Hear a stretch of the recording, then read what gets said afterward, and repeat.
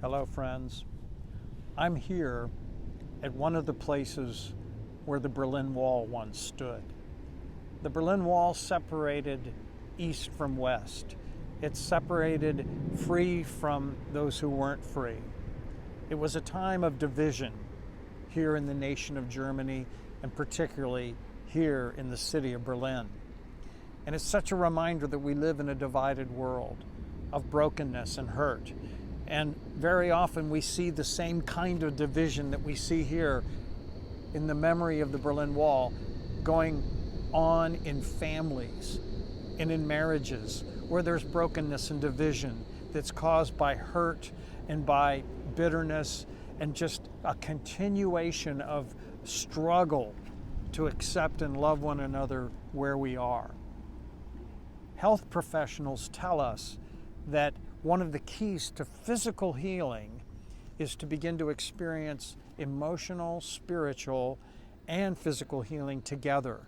And so that when there is a lot of unforgiveness and a bitter spirit, it holds back actual physical healing. They've done studies that show this. And so this is not the way God intends us to live. He wants us to be able to start giving what we've received. And what we've explained in this series is that God has given us unconditionally His total forgiveness. It is a gift that He has given to humanity through the person of Jesus Christ. And so what that means is that every person that you know, every person in your life, each of us listening right now, already have God's forgiveness. He's made it possible. And it's not something we earn. It's something we simply receive from Him. And once we've done that, God's plan for your life and for mine is for us to begin to give that away. But that's easier said than done. And so I want to talk today about how we do that. Because in and of ourselves, you'd say, Steve, I don't think I could ever do that. There's been too many things that have happened in my life where I just don't feel like I could ever forgive. And how do I know that I could ever do that? Well, it's very important to understand that in and of ourselves, we can't do it.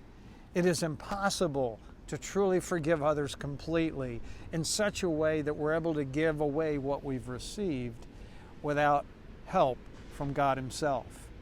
And that's why we're going to go back today to the story that we started this series with.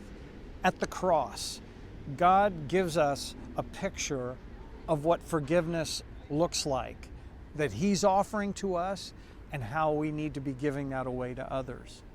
There at the cross, Jesus is hanging and dying. He's struggling and breathing. He's being nailed to a cross and He's being crucified.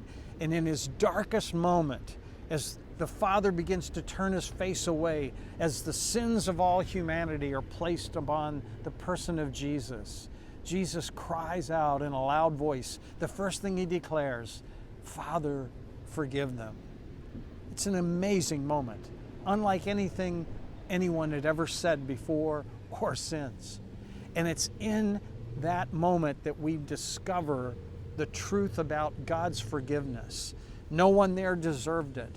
No one there was asking for it, and yet Jesus offered it anyway. And so we see in that terrible moment something very important that we must understand. There's a great challenge in offering forgiveness because we live in a world of injustice and hurt, like what happened in the life of Jesus.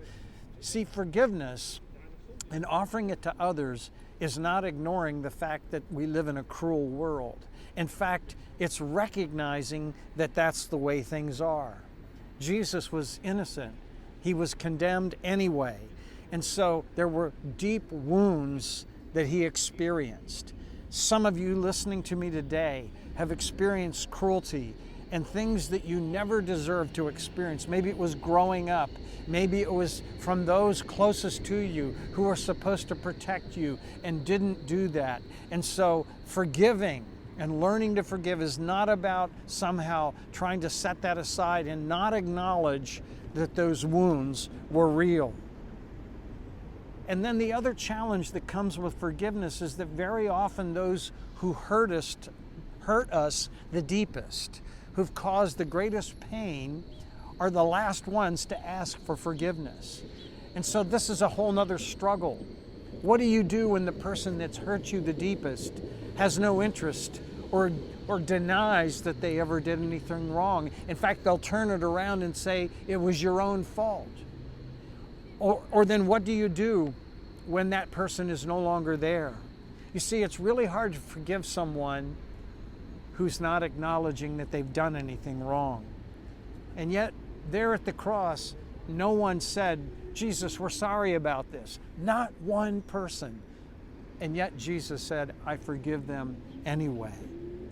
You see, there's no comparable moment that we can find like that. But it's our doorway into understanding the kind of forgiveness that God has given to us. He has given us complete and full forgiveness, not because we ask for it, but because He loves us. And He's given it to us as a gift. And it's there for us to accept and receive. And so Jesus wants you and I to begin to give away that same quality of forgiveness in others. And His example stands as our example. But we need to stop and recognize, as we consider how to give away what we've received, it's important that we understand what this story of Jesus on the cross tells us about what forgiveness isn't. Because part of our problem in forgiving others is we create our own idea of what forgiveness is. And so we see at the cross that forgiveness is not ignoring what's happened or offering excuses. Sometimes we struggle with the idea of forgiving someone because it's, well, if I don't point this out, if I don't talk about it, if I don't get in their face and somebody speaks up, they're just going to get away with what they've done. So forgiveness is not forgetting what happened or ignoring it. You know, Jesus said there at the cross, Father, forgive them. He was asking the Father to forgive them, which the Father did because He was acknowledging that what they did was wrong. During His trial, when He was facing Pilate, Jesus made this amazing statement. He said, those who've plotted my death, who've arranged all this, have committed the greater sin. So Jesus recognized what was happening, the cruelty of it, the injustice. He didn't ignore it, but He pressed through and asked the Father to forgive anyway. And it's the same for you and me. Giving others forgiveness and letting them receive it from us is not ignoring or approving what they've done. Another thing that we think forgiveness has to be is that it has to involve reconciliation. Reconciliation is two people coming together, acknowledging what's gone wrong, and then making it right together. But that's not what happened at the cross. Dear friends, not one person that day came to Jesus and said, let's make this right. No, in fact, they were all hurling curses at Him. There was no reconciliation. And so this is important for us to understand. Giving forgiveness to someone does not involve you reconciling to them. As we've already said, some people that you would go to that maybe hurt you deeply, they would say, well, I didn't do anything wrong. They denied that they did what they did. And so if I have to be reconciled to them, there can be no forgiveness. You know, it can also be that the person you need to reconcile with is no longer living or no longer lives where you are. And so what do you do in those cases? If reconciliation is required for forgiveness, there are so many situations where it will never take place. And that's never God's plan. Now, here's the key. Jesus' forgiveness of those there around the cross that day was not tied to what they did or didn't do. And that is empowering. When you disconnect yourself from somebody else's wrong, you take away their power that's controlling you, that may be causing you to act certain ways, where you're filtering through your life today, the hurts of the past, you cut that off. You cut it off and begin to take back the power. The power to forgive now belongs to you, and you're not controlled by what other people have done or didn't do. So it's not reconciliation. Forgiveness is also not ignoring what's happened, and it's also not forgetting. That's another one. Forgive and forget. No event has ever been more remembered than the crucifixion. In fact, Jesus said, celebrate communion in remembrance of me. Remember what happened to me.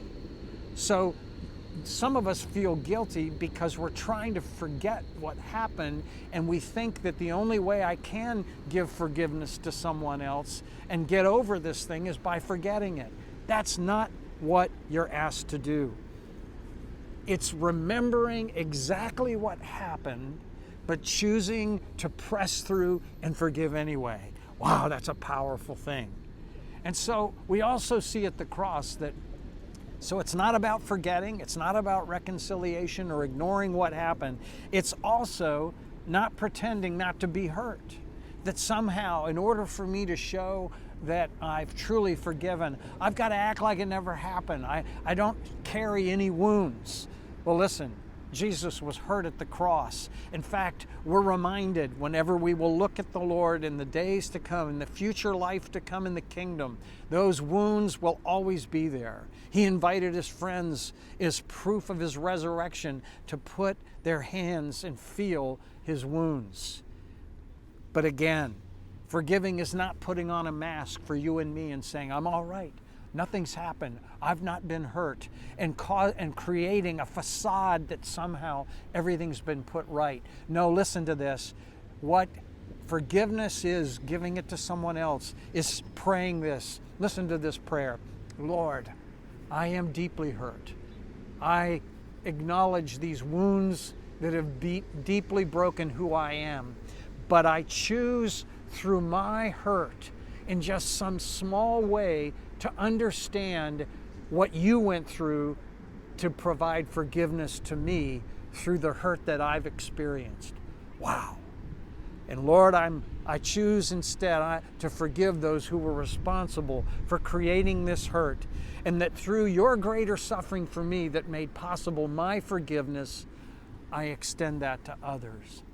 My friend, that is a powerful, powerful prayer. It's life-changing, and it will set you up to give what you've received.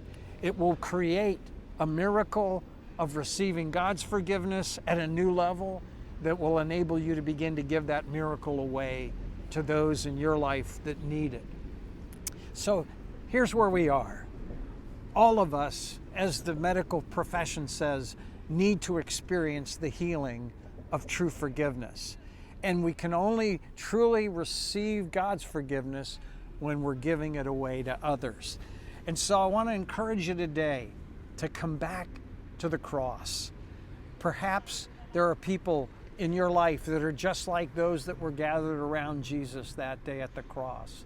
They've never asked for forgiveness. In fact, they brought great injustice against you. Maybe they've spoken against your reputation or whatever it might be. And we need to press ahead and do the same thing that Jesus did and say, Lord, forgive them. Forgive them the way you've forgiven me. It doesn't require us to be reconciled. It doesn't require me to try to ignore the hurt and say I haven't been hurt. It's not about me forgetting. It's about pressing through and forgiving through all of that anyway. And so, Father, I forgive them the way you've forgiven me. And I'm mindful that my connection to you and your forgiveness for me is directly connected to how I receive it and then begin to give it away to others. So can I encourage you today, give away what you've received and come into that full forgiveness that God makes possible in your life and in mine.